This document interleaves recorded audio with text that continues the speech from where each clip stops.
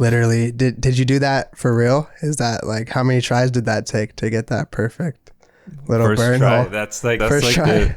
the beauty with analog. I feel like it's like so many of those experiments that I do with analog, it just ends up being the first try, because when I try to replicate, what I really liked the first time, it's like, oh, it's actually an accident that I really liked the first time, in a sense.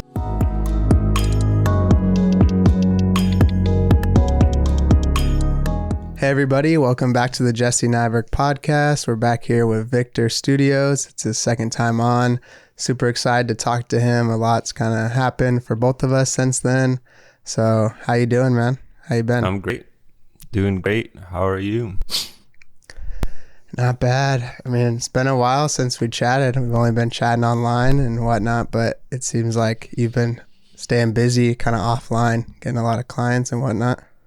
Yeah, I've been just, basically off Instagram, I feel like almost pretty much since summer.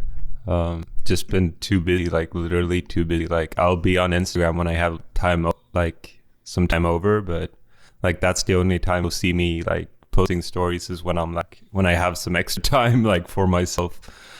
Yeah, and I feel like you're actually a lot more active than it looks because you do a lot of stories, but they go away. So like they're not staying there. But you're one of the people out of anyone that I know that I feel like uses stories the most in like an actual like art or like narrative way. Like you create little actual stories rather than just most people, it's just like, here's my post from the feed in the story or whatever.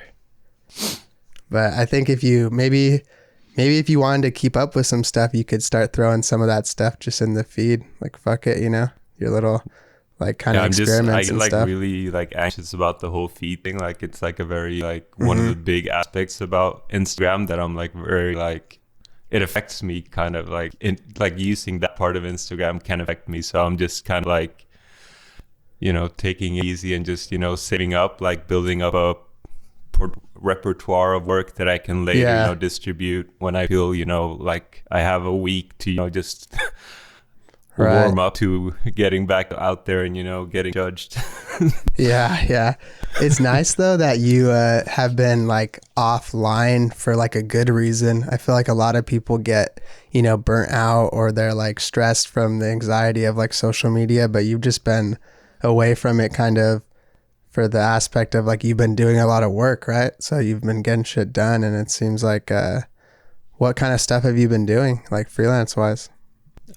Just a lot of like album artwork. I've been working for Rosalia pretty much full time since June, so that's like my main that's like what my day consists of mainly these days. And then I'll take on I did some packaging project for like this cannabis release in Atlanta. So, but I mean, Rosalia and opening up to I've been like saying no so much lately. So that's like the main change in terms of clients. Like I can sort of like I have my main client, and then the other ones are just projects that really interest me and I want to work on, that I'm just, filtering out the ones I really like. So I feel really fortunate in that aspect.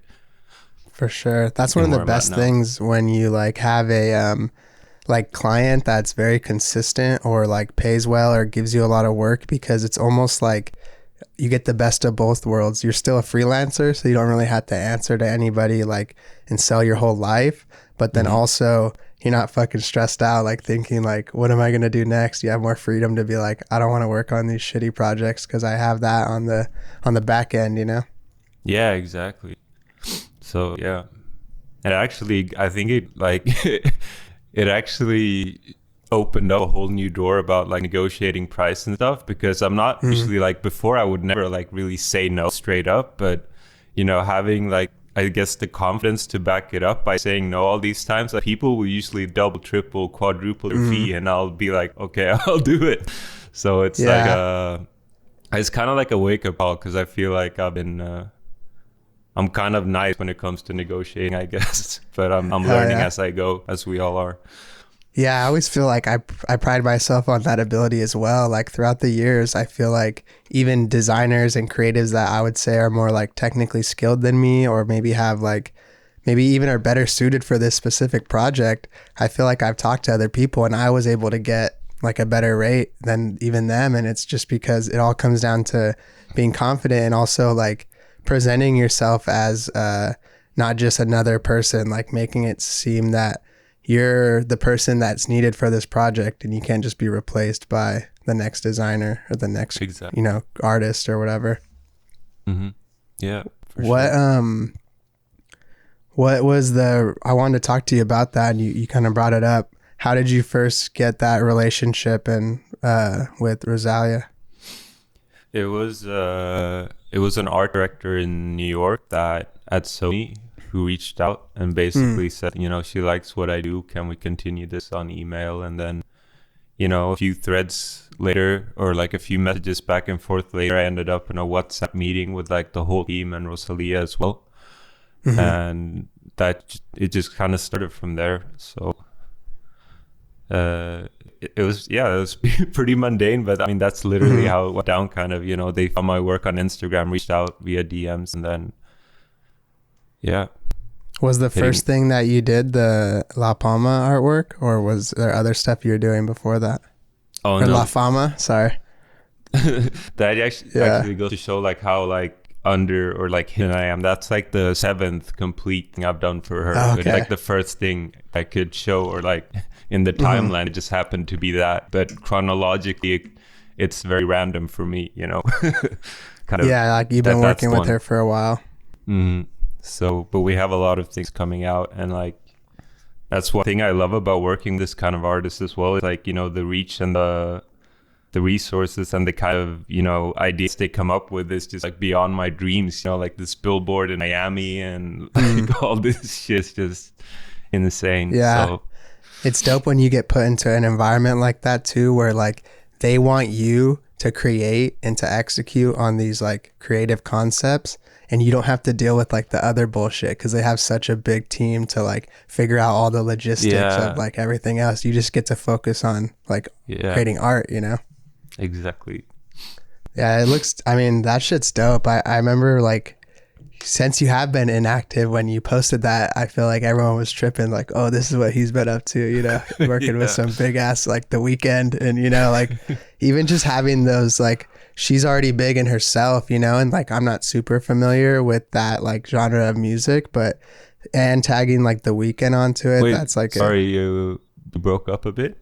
What I was saying is she's already super big as an artist, like in her own right, and I'm not super familiar with that music, but tagging like The Weekend onto that too, that just puts it into a whole nother like mainstream notoriety as for you as an artist. Like, yeah, I did this shit for The Weekend, you know.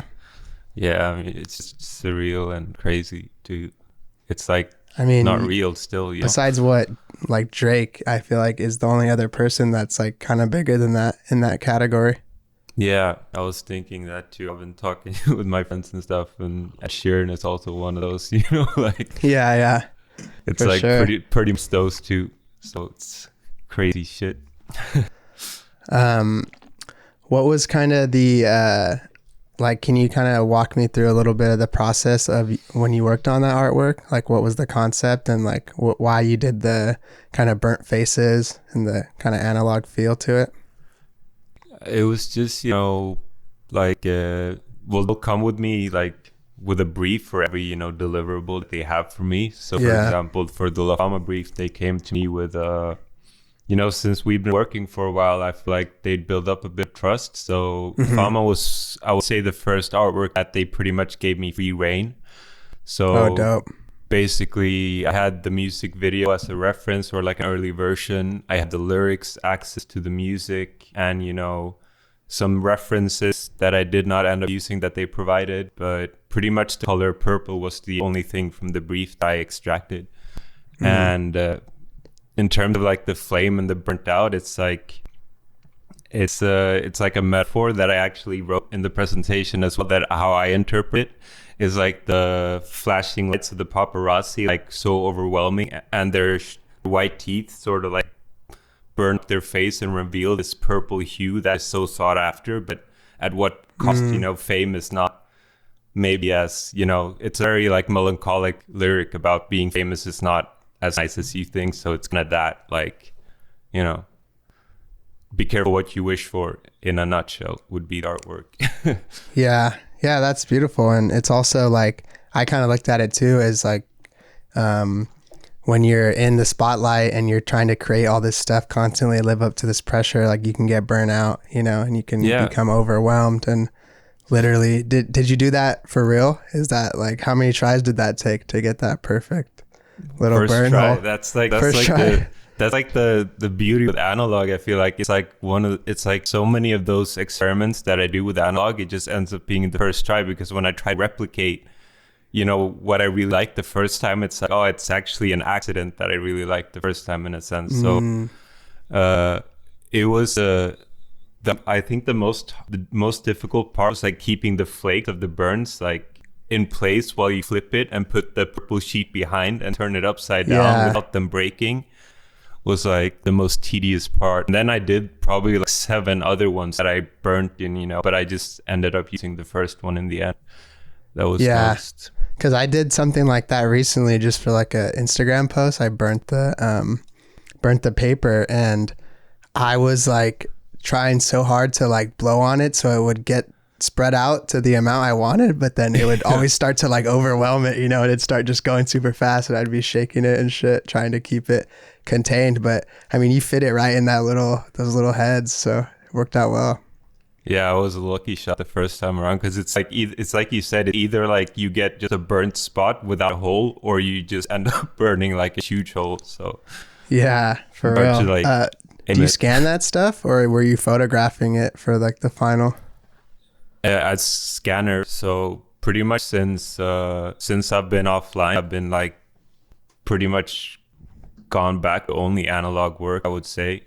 I'll say Photoshop for me is, you know, creating like a skeleton, and then I'll bring it out to the scanner, see what I can do. And then, I always have a scanner in my steps now these days. I just can't resist, you know, getting some extra realism or like detail or soul or whatever. I've been the same, probably like the last like 12 things I've posted online that are like design work have some kind of analog aspect incorporated into it, whether it be scanning or transparencies or printing, or even like something as simple as scanning in your own paper to use as the texture. Like it separates itself from everyone using the same exact, like, you know, pack from black market or something like that. Like it starts to become like obvious in a way where you're like, oh, I've seen, like, it's kind of the same. Yeah, 100%. That's actually one of my like OCDs, when I like, or you have like these certain like texture packs that you can actually like see like a rip on the side, and you know, you can like kind of tell as soon as you see that rip, you know. So yeah, I really like, you know, analog work and making your own textures.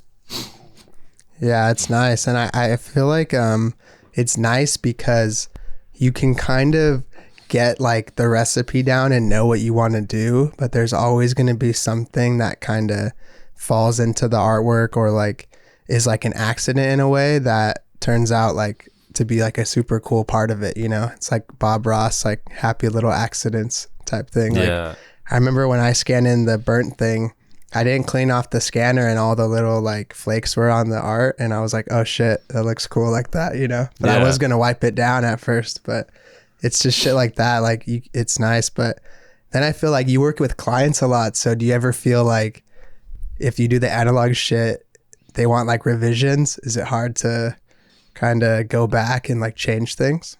I feel like I've actually bitten off more than I can chew a lot when I've, you know, presented like an initial draft that's pretty complex, and, you know, kind of like really like you said, I showed them like a happy accident that I did to, you know, show the mood, and then I had to, you know, go back and pretty much, long story short, without breaking my NDA, I can relate 100%. Yeah, for sure. So do you is there any other kind of stuff you've been working on with them that like, is it all like, can you not talk about the other stuff at all? Is that why you haven't kind of been talking about it? Yeah, pretty much, like when they release something, I can talk about it. So pretty much like anything before that, I have to get like it approved and stuff. If I want to share anything like beforehand, if it's like a process or something, I have to get those images approved. What's the because you said you've been kind of working with them full time. When you say that, is it still like as a freelancer, like as a contract position, or what is like your commitment like to their team? I definitely would say that I feel like a freelancer. Like I don't feel like I got a job in their team. I definitely feel like a freelancer, but then I definitely feel like we are like, it's like a close working relationship with the team, but at the same time I really feel like I have the freedom to, this is why I got into freelance in the first place, or why I was drawn to it. So in that sense, I still feel like a freelancer. Like free. I feel free. I don't feel like restrained by them. I mean, there are certain days when there's like so much shit to do, like any other job, when it's like a week of just pure coffee. But I mean, that's what I signed up for, and I kind of like the dynamic of doing that and then having 1 week and I can just relax completely. So I feel like I've gotten so used to the like crunch time, like doing shit like super late or working hard, that the times I am free, I start to feel a little bit like restless and like I don't know what to do with myself when I have free time, because I'm so used to like working so much all the time that you get a break and you're just like, I don't even want a break. Like, let's work on some shit, And then when you're working on shit, all you want is a break. Yeah. It's just how it goes, I think. And I think all the stress though with like being a freelancer, I always say never has even gotten close to the stress that I had like working at a job I didn't like and being like an employee. That shit sucks. Oh, yeah. For sure. No, yeah. Do you what's the or what was I gonna say? Oh, I think that's good though that you have been getting all that work with them, because I remember when we last talked, you were pretty much saying, I wonder how long ago that was, maybe like 7 or 8 months ago or whatever, you were just saying like, oh, I finally got to the point where freelance is paying for like your bare necessities or whatever. Yeah. And I'm sure you're like well enough beyond that now, and that's pretty dope. Yeah, shit. I never really thought of it. It's 7 months, shit. Yeah. Crazy. I think. I'm just guessing, but I don't know. Yeah, I think you're like right. That. So that's a nice little time capsule for myself. For sure. Do you what was the GTA shit all about? I saw you kind of posting about that, and what was like what was the I guess project there? Like, was that whole project centered around just her, or was it like that whole radio station and stuff like that, right? Well, it's I don't know how they like the team, got in touch with Rockstar and all that stuff, and then basically told me like, oh, hey, you're gonna design some billboards for GTA, and I was like, oh my god, that was like the biggest reaction they'd ever gotten from me, like bigger than the Miami billboards and everything. I was like, holy shit, I'm gonna be in GTA. That was just like, yeah. So it was just a deliverable, like the brief was, the dimensions of the billboards, and they wanted them, and we had already created all these assets for the, like this GTA campaign is a campaign for the upcoming like studio album that she's releasing next year. Oh, it's the same art?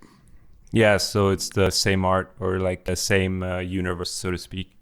So that's like it's like the red like, what is that? Is that like kind of going to be like part of her brand? Or that was the art for the album, like the red type of lettering? the Motomami, the lettering, that's the name of the album. So and that's the logo I created for the release. So was that spray paint, or what did you do that with? That was that's actually exactly one of those happy little accidents when I was playing with Photoshop, and I wanted to create like the spray paint effect, and I knew that if I like scan things at a really high dimension, you kind of get that thing when you do like low res blurry stuff. So I kind of like played with just like normal Gaussian blur and like racing and making like a really ugly looking like graffiti version of the logo, and then I printed it out really small, and when I scanned it, you get all those details. It ended up looking like that. Yeah, and I that's just kind of dope. threw that in there somewhere, and they were like, "Oh shit, we love this." And I was like, "Yeah." Hell yeah. Yeah. How long did it take you driving around to find the artwork in the game? Shit, I don't know. It was like 2 days of preparing my PlayStation because I don't play anymore, and it was like, all this update, like 40 Oh, hell yeah. It's gigabytes. probably hella, yeah, a bunch of I that. just had to update for 2 days first, and then after that, probably like 20 minutes maybe. It wasn't that Yeah. long, but it was still long enough for me to be proud when I found Yeah. it and scream kind of. That's such a dope, like, and like unique image to have too, like for your like portfolio or something. Like if you're just scrolling through like a project and showing like the screenshot of just like your character flexing in front of the billboard, like that's almost cooler than standing in front of the actual one, to be at least. Yeah, that was my reaction too, weirdly, but yeah. Yeah, because I mean, where was the other stuff in Miami? You said. Yeah, they had billboards in Miami, Barcelona, Argentina, Mexico City. They had this like this World Trade Center building. So basically like a huge like 50-story building with the entire wall of it was just like one digital screen of the La Fama billboard. So yeah, they That's had dope. all over the world. And they had one in the airport as well. I remember in Mallorca, I think. So Where's people their even said- team? Is it US? Is the Sony team US, or is it like a different continent Sony section? I have like 3 or 4 like teams in like different threads. Oh shit. I wouldn't Okay. know where to pinpoint them exactly. I would Because say it's all worldwide, huh?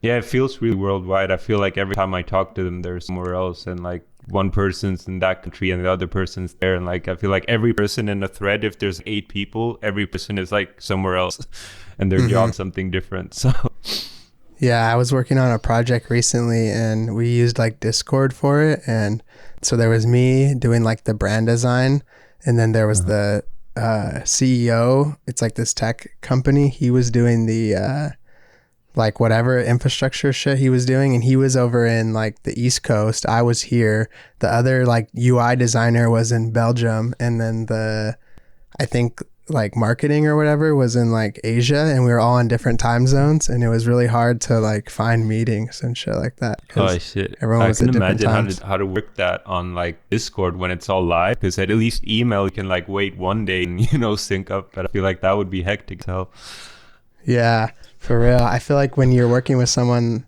like I work with a lot of people that are in your time zone, I believe. So like just the different European ones, and you kind of wake up, they emailed you something, you do it, you kind of do what you got to do, you email them back, and then they respond to you when you're going to sleep, and then you wake up, and you're always like a day behind because you have to go back and forth like that.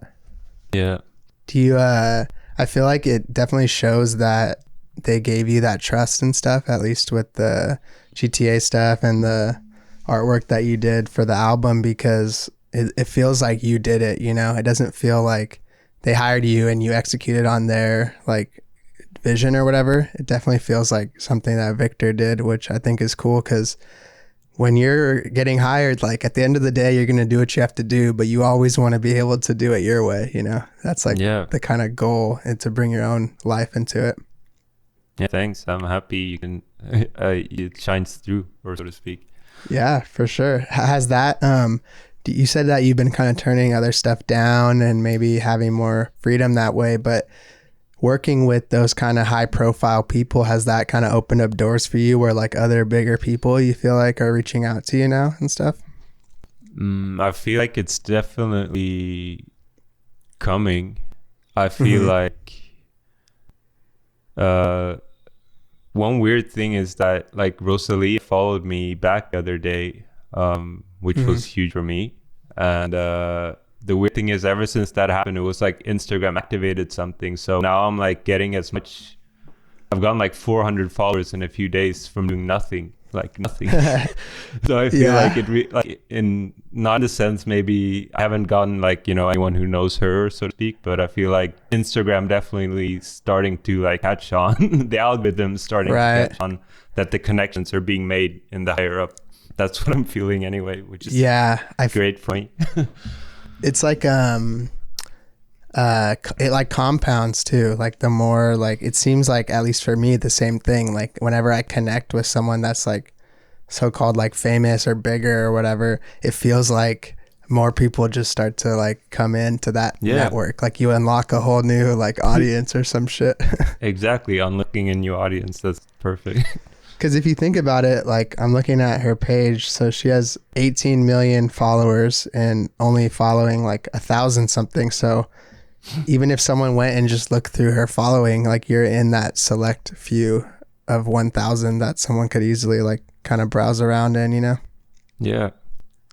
I also feel like social media is such a like vanity like game that when you go to someone's profile, if it says like followed by blah blah blah, they're like, oh, they must be dope then, you know, or whatever. Like they don't even care about like who you are beforehand, but once they see like, oh, like Rosalia or The Weekend like fucks with this dude, like he must be dope, like I gotta get in on that, you know, or whatever. Even if it's like a selfish reason, it's gonna bring more people into your kind of world.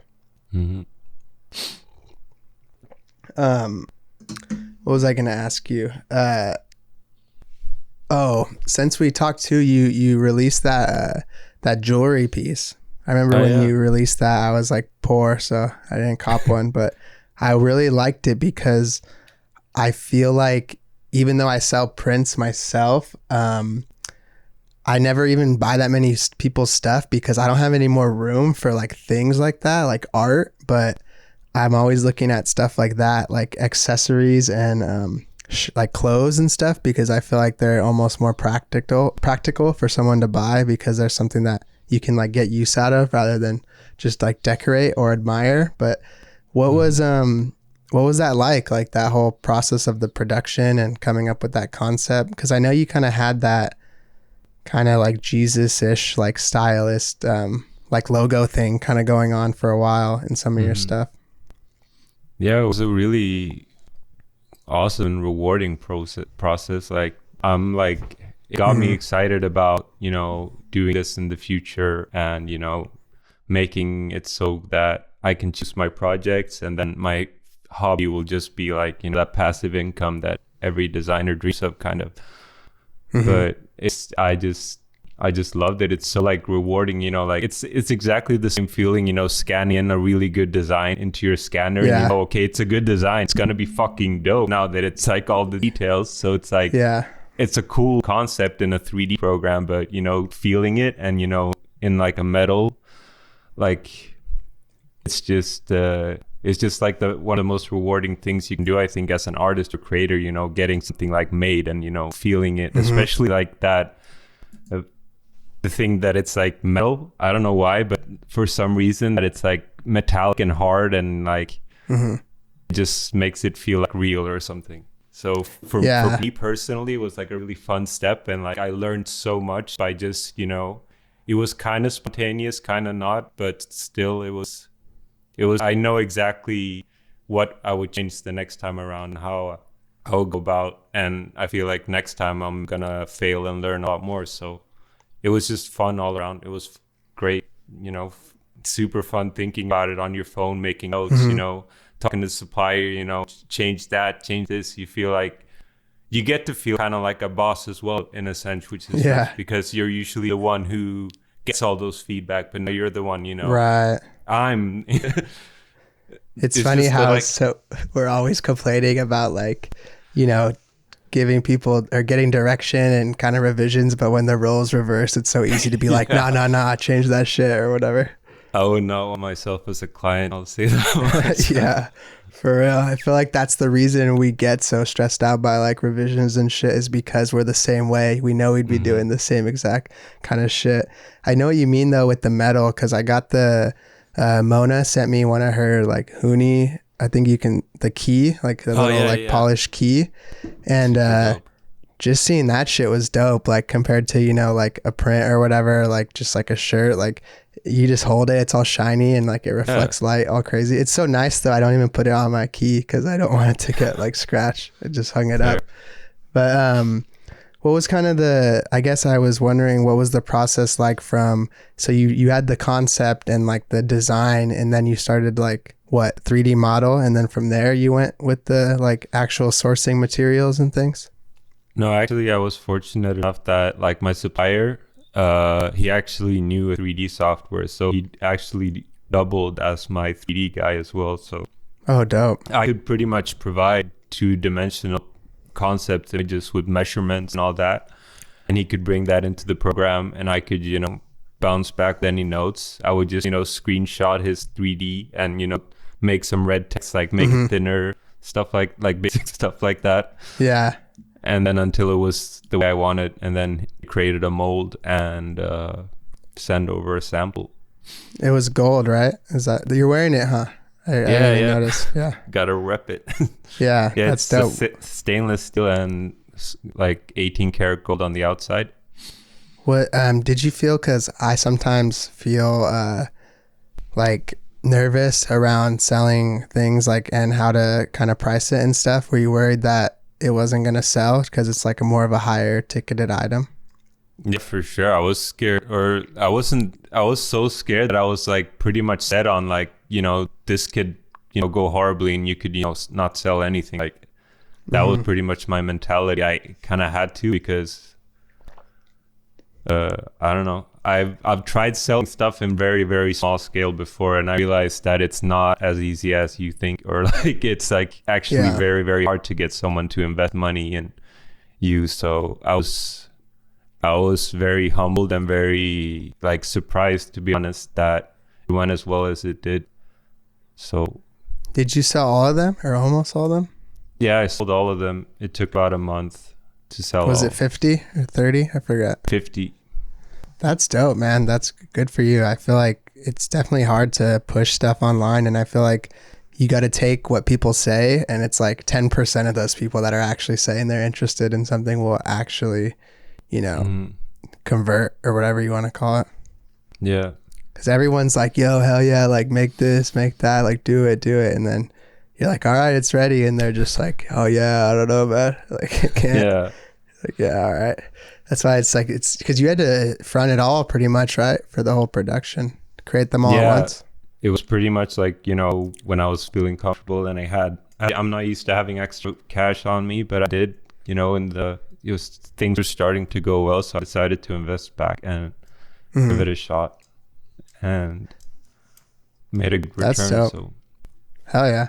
Are you planning on, or I guess before I get to that, I want to ask you how did you, like, you did a lot of cool like promo and stuff around it too, I feel like, and that's what helped it, I think, sell well also. Like you had a nice like kind of visuals and branding around it. I remember you posting a lot of the, I guess, like whatever, like promo artwork. Was some of that stuff like, were you photographing it or scanning it in? Because some of it looked like super kind of experimental and like in like a, I don't know, like it just looked dope how you presented not just the actual thing you're selling, but it was almost like it was artwork like centered around it, Thank you so much. It was basically like how I said nowadays, I'm like, whenever I have some extra time, I'll experiment and stuff for myself.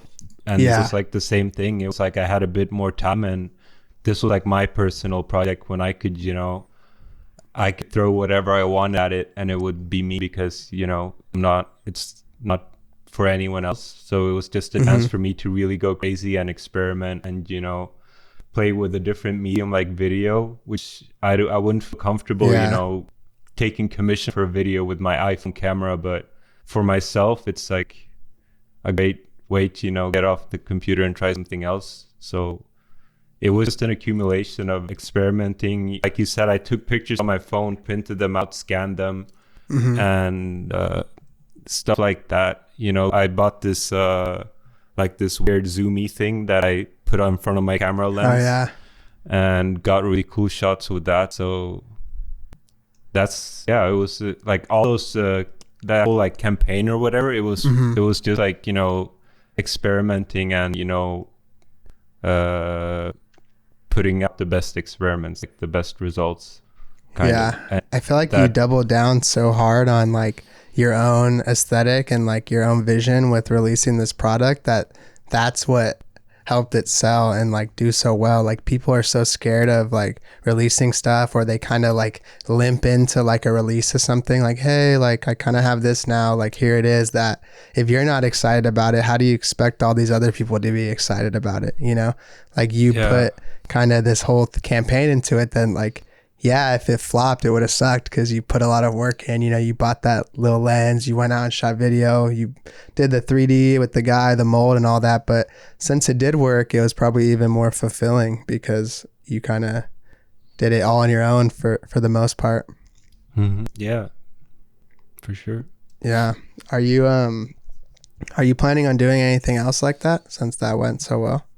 Yeah, that's actually what I'm working on like now in my spare time, or like in my spare time. It's like third priority right now, but as soon as I have like extra time, then I'm sketching on another release when I'm going to be trying to do like some more items and, you know, a bit more of a varying price, so that, you know, because I got a lot of messages, you know, it was a pretty brave price point in one sense, but it was sort of like it was sort of like a statement for myself. Like I don't know how to formulate it, but it's like when you put like a certain amount of investment into something, it's like you get a certain personal value from it as well. And I wanted to sort of recreate that. It's like, yeah, I wanted to create that sort of like sense that it felt important to the whoever bought it, and it wasn't just whoever like was the first to refresh like a la Supreme or whatever. So I wanted to, you know, sort of like not necessarily cut off, but just make sure like this is kind of a controversial thing, and I don't want you to just get it. I want you to get it. You get it. Yeah, and I feel like when stuff is an investment or at a higher price point, like when you're buying something like that, you put more value around it as like a thing. And if you can get something for free or super cheap, like it doesn't really matter. Like that's why I feel like this is like a kind of not direct example, but somewhat of an example. So like, let's say you can learn anything online pretty much for free, right? You can go on YouTube. There's all these free resources to get into something or learn something. With that being said, so many people still don't do that but then you can go to school or pay for like a course online or do something like that, and you're going to be a lot more committed to it because you actually put your money into it. If something's free, you're not really going to care about it. You're just going to, it's like, it doesn't have any value, but you already invested your time. That's why I feel like I don't necessarily am like a huge advocate for school, but when I was there, I was serious because it costs a fucking lot of money, you know? If it was free, I probably would have just fucked off the whole time and graduated and left. No, you got me, because in Sweden it's free, and that's what I did. Yeah, but now you're doing other shit, so it still worked out. But yeah, like I think there's something there, and I think you put a lot of work into that, so I think you priced it fairly, and I think, I don't know, I don't like when people even complain about the way things are priced anyway, because people spend so much money against these big corporations that pretty much are making like 1,000% returns off of them, but then they'll be like hesitant to spend $5 on like their favorite like artist or something just for like support. And it's kind of weird how like people's priorities are, you know? Yeah.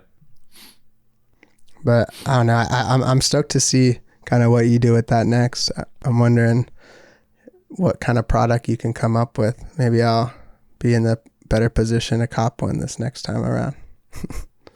For sure. So, what's up with that photo in the back? Is that your decoration? Yeah, you like it? I wanted to spice up the occasion, so to speak. You know, redeem myself both audio wise, but also lighting. And got the fan art right there. Printed it up before the show. Yeah, that's a 1 of 1 right there. Yeah, signed in the back as well. So, how much do you must spend like a decent amount of money on like ink, right, for your printer? because I've been getting more into the printing shit, and right now I'm mainly using a laser printer, so black, so it's a little bit better for cost without the color. But even that, I'm already at like 25% after like a few months of just printing hella shit. Yeah, it's expensive. I mean, I don't have a hack or anything to get around it. I just I probably get cartilages, like one color, one black, like every 2 weeks, or it'll go in 1 week if I have something going on. But you spend that much? Damn. Yeah. So what kind of printer do you use? It's like a really basic, like HP Photo NV 620. Just like a basic inkjet printer? Yeah, something like that. It's like cheapest one I could find. It was just meant as an experiment. It wasn't like an investment. It was sort of like, I need a printer for like other stuff as well. So, but yeah. I'm always kind of find it funny that people always buy printers and then the ink runs out that it starts with and they never get more because they're like, fuck that, it's expensive or whatever. Because I was looking at the new like toner cartridge and it was like $60 and I spent like 80 on the printer. So it's like, what the fuck? I might as well just buy a new one or some shit, you know? It came with like, I think 2. So it feels weird that it costs more almost sometimes than the thing. Have you ever used the risograph printer? Have you seen those? I've only seen like risograph, like the word floating around Instagram, and I know it's got something to do with print, but I don't know anything else.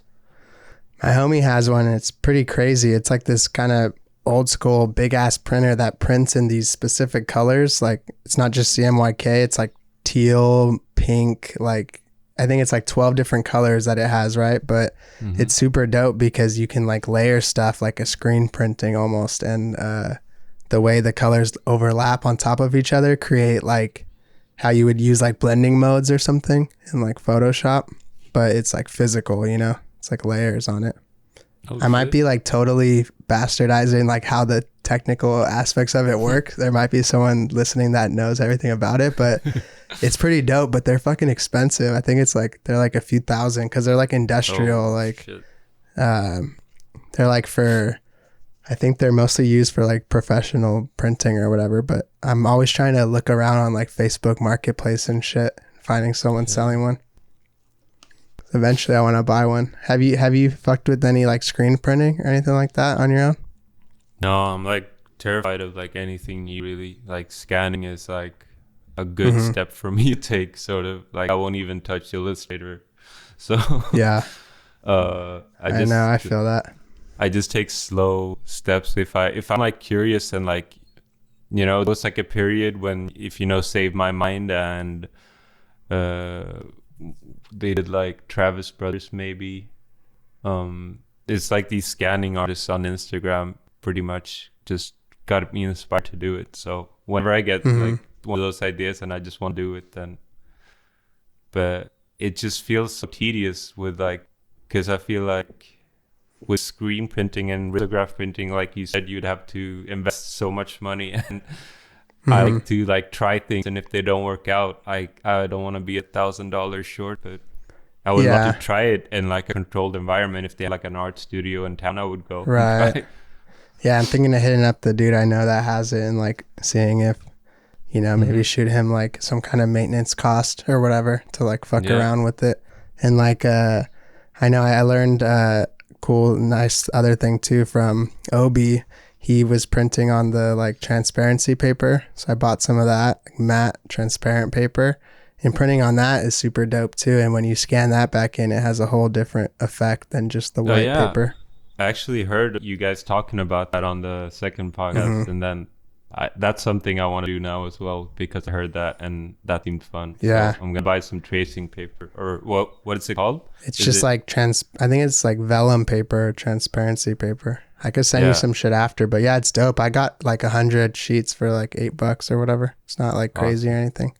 Also, there's like these Astro Bright papers I've been messing with. They're like neon paper, like kind of just printer paper, but the colors are like super bright. You'd see on like, you know, old like Xerox printing, like rave flyers and shit, like that neon green, neon orange, and overlapping that and like putting that with different shades of black and stuff on it is pretty dope, because Yeah, it's like why you use analog shit in the first place. Like there's something just about it that feels different and can't really be replicated in Photoshop no matter, I mean, I guess you can, but I don't know, like I feel like I get so in the, like my homie that DJs, he calls it like in the box when you're making music only on the, like in Ableton or whatever, and you're not using analog equipment. But when you go outside the box and you start like moving around from just being locked into your screen, it kind of opens up your horizons of like what you can do. You get so trapped, like just looking at the Photoshop artboard, you know, you start to get tunnel vision. I'm starting to get like reverse tunnel vision. Like I'm almost getting scared that I'm losing touch with Photoshop because I'm doing so much analog work. So I'm like almost reminding myself a few times a day, like, oh, maybe you should just do some Photoshop just so you're, Yeah. I kind of use it a lot now for like my own experiments as like the tool to format the assets how I want and get the effects I want that are digital on the actual things and then print them out, do some shit, put it back in, and then kind of do the little finessing in there. It's almost like the starter and the finisher, but the bulk's kind of outside of the computer. Yeah. How's your timer like on the scanner? Because mine's ridiculous. It takes like, I don't know, like 15 minutes for like the highest resolution. For real? It's just insane, yeah. Is it connected to your printer? Yeah. Or no, it's oh shit. Am I that much of a So I should probably, if I connect it to my laptop, it'll be faster. What are you doing it through? Wi-Fi or... Yeah, it's probably... I have a scanner that's like by itself. This is the scanner, like... Oh, shit. So that's it's not connected to the printer. It's just... All right. Damn, that's awesome. Oh, there's some shit in there right now. It's secret. My bad. Oh, shit. But yeah, because my printer doesn't have a scanner, so that one's only like, it's a Epson V39. I always recommend it because it's super simple. It's just like a flip up, you put it down, scan it in, and it was like $70, I think, or $80. But it's pretty fast. Like maybe a scan at like, I usually do like 600 DPI because anything higher than that, it's kind of like the files get big and it kind of takes a while. That probably takes like 12 seconds, 8 seconds. I don't know. When you said 15 minutes, I was like, what the fuck? Yeah, I'm doing 1,200, but still it takes like... Still, that would take like a minute on this. Yeah, I figured just on the other one. Shit. Yeah. If you could send me like after like just what it's called. Yeah, I got you. Yeah, because you're wasting time there. You're just sitting around for 15 minutes. Yeah, those are like worst days. Speaking of like going back into like old designs and experiment, like when I have to like do rescans of like stuff that got messed up, I'm just spending like a whole afternoon just waiting for scans and yeah, just clicking. So is your scanner just the one that's on top of the printer, like that stuff? Yeah, exactly. Yeah, those ones are usually slower, but I'm sure it's the Wi-Fi too. I would just go USB on that shit, plug it right in. I feel like I saw you talk about it a little bit and it's a little bit dated, I guess, now by the time this comes out, but you're someone I wanted to talk to about it. So, you know how everyone was talking about like the Spotify thing? Oh, yeah. And like the stretch type. I know you're like one for creating art that kind of provokes like a little bit of controversy and like going against some of the rules. And you always have like good kind of methodologies on backing up, I feel like, some of the stuff you're doing. So like, what did you think about all that? Because I guess I'll just tell you what I thought. I don't care. I thought it was cool. And I think that it wasn't an accessibility issue, if that's the argument. It looked cool. I thought it was cool how it was variable based on the length of what you listen to and shit. Like if you listen to something 100%, it wasn't even stretched at all. It was just like written out basically because the bar was so long. But I guess I didn't even see anyone saying it was whack, but then I saw all these people saying it's not whack. Like, don't say that. It's cool. So I was kind of like confused by where the conflict was, you know? Yeah. No, that was like, for me personally, that whole experience was pretty much me looking at my Spotify Wrapped and like like for me, like with all those companies like Spotify, Facebook, like larger than life companies, I ignore their marketing and their design because I'm not the target audience. I can't be like, I'm too into design to be like, a generic like consumer in that sense. So I just ignored. But like when the statistic came up, that was like the only time I ever like in one of those things was like, oh shit, that's cool. Like that's new. That's brave. That's like, that was like the only time I've ever stopped at one of those things and been like, oh, cool.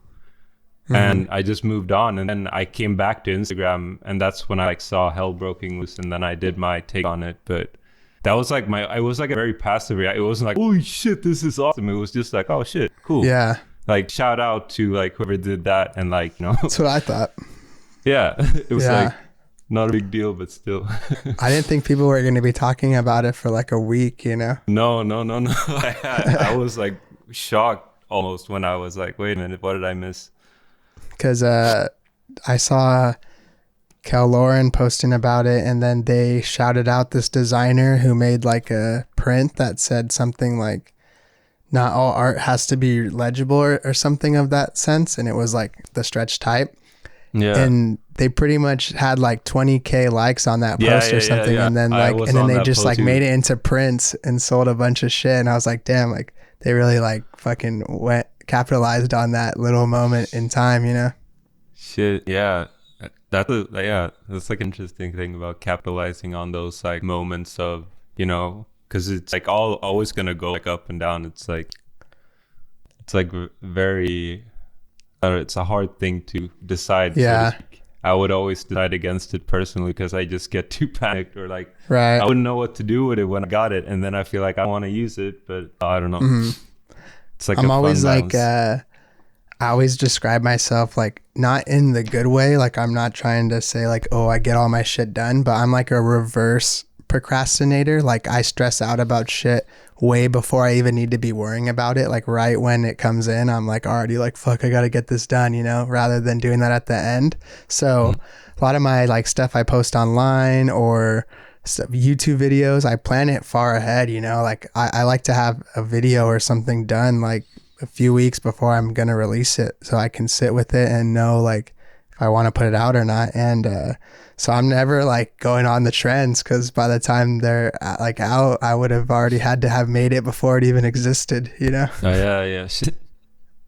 Yeah, it's hard to like, I don't know. And I feel like when sometimes like if you just go off something as it happens, like reactive like that, then once it's over, like that thing doesn't really like matter anymore. It doesn't have like a lasting effect outside of the time zone it was in. Yeah, it's like a lot of work to maintain that momentum after it's gone. I think it's like, scary to base something on that. So you're working on some stuff for yourself also behind the scenes, and you're gonna probably start putting some more shit out again, you said, over time once you have a little bulk kind of made up.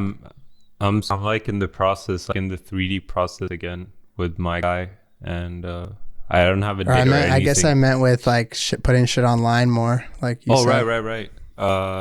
Yeah, I mean, it's not something that I'm like stressing about really. Yeah. I was thinking about it the other day, and also thought about it again when you put it like, because my goal has always been like speaking about me not being as active, my goal on Instagram was always 10K, and it still is 10K, and I still feel so grateful for 10K, and I always revert back to that mentality that I had. Like it was almost to the point where like when you have 10K, you don't have to be anxious about anything. Like your life is good. You have 10K, like that's crazy. It's like what I was thinking before I had 10K. Now that I have it, I try to remind myself. And like the way that I've set up my account, or the way that I like to run it now, is like my Instagram for me is like more like a portfolio now than it was before. It's not that I'm leaving Instagram or anything. It's just my, like, the more I don't post, the higher the standard for that post has got to be. Like, sure. Like I know people don't care, but I care. Like if I'm gonna be away from Instagram from 6 months, I'm gonna come back with The Weekend, Rosalia, or not come back. Yeah, it's funny too, because like I sometimes get so stressed out about you know, keeping up to date with whatever I'm doing, or YouTube, podcast, Instagram, Twitter, blah, blah, blah. And it's just like, I always have to remind myself that I only intended to use those platforms to get more work. That's really all it's about. Like, I wanted to share my artwork, share my designs, share about my life, and hopefully however many of those people, it translates into me getting more work and, you know, surviving and getting money. And sometimes I forget about that and I get all stressed out, and like I prioritize that stuff over like a project I'm working on. And I have to remind myself, like, yo, Jesse, like, why the fuck are you working on this poster for Instagram for free when you're supposed to be working on this branding project? You know, like that should be secondary. Yeah. And I think so many people now with the internet, they have it twisted, you know, that's their priority. And then they're like, I know some people that even like turn down work because they are too busy with their like content or whatever, you know, and it's like, it should be the other way around, I think. But I don't know. I mean, like a weird balance between like work and community, because, you know, you get caught up in the community and you get like, you know, each follows an expectation to a certain degree. Like, okay, this guy, every person who clicked that button is expecting something out of me, or they're gonna unfollow. Like that's like the sort of, you know, unspoken deal. So it's not like completely like like there is kind of like it's just hard to balance, because there is a point to both sides, I think. Yeah, there is a community that's, you know, waiting for you, and there is like also like you're your own person. But right, it's like deciding like how you want to run it, I guess. Because like half a year ago I called myself an influencer, like as a joke to my friends, like this is what I do, I share on Instagram and that's how I get work. Like I'm an influencer, like literally on paper I'm an influencer, but these days I'm not. So I guess it maybe comes in waves, or maybe I'm I don't know, but I don't also see when myself you start leaving to get Instagram. Like I not so much, but like I have a little bit of money from YouTube and the podcast, and then Patreon and things like that. And it's like, once that is a thing, like, then it's almost like, how much work should I put into this? Because it's creating also a portion of my income, you know? So it's like, eventually I want to get it to where my stuff I do online is my version of you working with your main client, because then I can only do the fun projects I want, because I have that to kind of fund me, you know, fund my own like ventures and shit. That would be cool, because I know a lot of people that have enough like, you know, clout or following or whatever you want to call it online, to where they don't have to work with a client at all if they didn't want to that month, and they would still survive from just like passive income and shit like that. And I feel like that's the dream, because you can be a lot more selective with your design work and just like work on only like the projects you want to. Yeah, it becomes like very philosophical, or like, at least for me, like, you know, speaking in the podcast last time around, like I think I pretty much stated that this was my dream. And, you know, like when you're living the dream, it like I'm not going to compare this situation to winning the lottery, but, you know, for me, it kind of felt like I did, in a sense, you know, like all the pieces come together, signing the contract, everything was just so surreal and amazing, like the perfect opportunity for me. So it just feels like I lost my train of thought. It's all good. I understand the sentiment. I feel you though. I think I try to remind myself to be grateful, because I mean, I've talked about this before. If I would have been doing what I'm doing now, like 2 years ago, if I would have said that, I would have been like, damn, you're fucking set. You know, like I used to look at people that are in a position I'm in now and think like that was out of reach or something. Exactly. Same for me. Yeah. And completely relate. So it's sort of like when you're stuck, when you're like facing yourself, when you've reached that point and you're still got all the same like baggage that you came with, it's kind of like puts it in a perspective, like, okay, maybe I mean, you're happy that you got there, but then, you know, what's next? It's always going to be so easy to set the next thing, you know, like you said with the 10K. I'm proud that you said like, that's all. I feel content with that, because it's so easy to get that and be like, What about 50? What about 100? Yeah. What about blah, blah? Or it's so easy to, you work with The Weekend and it's so easy to be like, what's up with, I want to work with Kanye, or some shit. Yeah. Like, it's so easy to just try to like not live in the thing and try to set the next thing. But when you learn to like you have to have $1 million perspective, like regardless of how much money you're making or how much, like how well you're doing, like if you're happy with where you're at along the journey, you'll always be happy even when you get to where you're trying to be. If you're not happy that whole way, once you get there, you're just going to be not happy still. And like other people may think you're happy or you may have money, but it's corny. Like I know the saying, but it really is like the journey, not the destination, 100%. That's like what this taught me in a nutshell, pretty much, or like this past 6 months at least, I would say. Oh yeah. What one of the last things I wanted to kind of ask you is, do you have any goals for 2022 as an individual or as a designer that you kind of want to get done this year? I have so many goals, in the sense that, just Rosalia as an example, like it just for me opened doors, like in my head, like what's possible for me now that I've taken this step. So it's just like I just want to do so many things. I want, like, stupid silly goal is like I want to see my design on Times Square, like via Spotify somehow. That's something I want. I want Jimmy Kimmel to hold like an artwork I did. Yeah, that's one thing that's like, shooting for the stars, I guess. But like those kind of thoughts are, fun, like milestones that I can bring with me and, tell my friends and share with my families. Like that's my goal. Like I'm not goaling for success monetarily at the stage. Right. I just want to, I want to, be open-minded and see like how many cool things I can accomplish if I just, show my work and see what people want out of me. Kind of like what's funny is how different generations like view success is like, let's say Rosalia posting your artwork, right? And let's say she like said some nice message about you and tagged you or whatever. That is probably seen by more people than Jimmy Kimmel holding the thing. But since it's on like TV, it's like, oh fuck, it's like boomers are like, holy shit, he's known or whatever. It's on TV. Like every generation has their own like media. Like the younger kids even than us, it's like, is it on like TikTok? Is it on Twitch? Is it on that? Like that's the fucking forefront. Then the older you get, it's more in newspaper, magazine, blah, blah, blah. But I feel like it's cool when you can kind of meet all those goals. I always see people post that Jimmy, is it Jimmy Kimmel or Fallon? I think either one. Oh, I always see them. It's Fallon probably. I always see that and I'm always like, that's dope. When I see the guy that made it posted on their story, you're like, hell yeah, that's sick. So at first I thought it was always like fake because I was like, why is he holding so many albums? But then I forgot that they play it and shit. Yeah.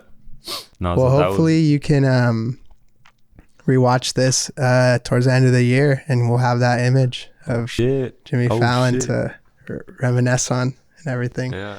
And if you guys want to hear a little bit more, we're going to do the Q&A on the Patreon with Viktor. Got a little questions for him from the community. But other than that, check out all Viktor's work on Instagram, ViktorhStudios, and his website. It was really nice talking with you again, man. It's always good. Yeah, you too. Pleasure. All right. Peace out, everyone.